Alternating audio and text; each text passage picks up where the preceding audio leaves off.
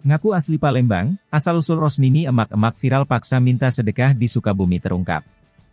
Asal-usul Rosmini, 55, emak-emak yang viral karena aksinya memaksa meminta sedekah terungkap. Hal ini terungkap setelah Rosmini diamankan petugas Dinas Sosial dan Satpol PP usai kembali berulah di Kota Bogor. Rosmini berhasil ditaklukkan petugas Dinas Sosial dan Satpol PP yang mengamankannya lantaran dianggap bikin resah warga Kota Bogor. Sebelumnya Rosmini viral usai memaksa minta sedekah di Sukabumi hingga akhirnya ditangkap polisi. Kepala Seksi Operasional Satpol PP Kota Bogor Surya Dharma mengungkapkan identitas sang wanita paruh baya tersebut.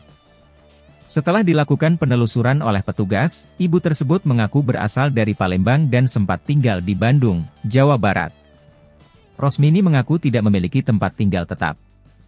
Dengan uang sedekah dari orang-orang, ia berkelana dari satu kota ke kota lainnya untuk mengemis di daerah permukiman.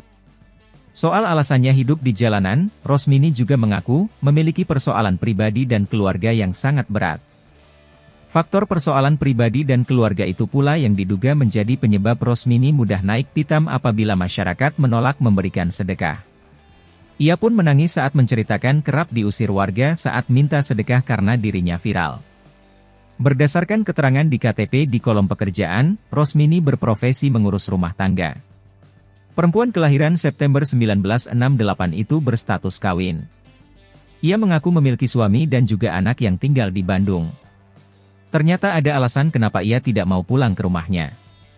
Dikabarkan Rosmini rencananya akan dibawa ke Rumah Sakit Ketergantungan Jiwa Marzuki Mahdi, Kota Bogor untuk menjalani pemeriksaan kejiwaan.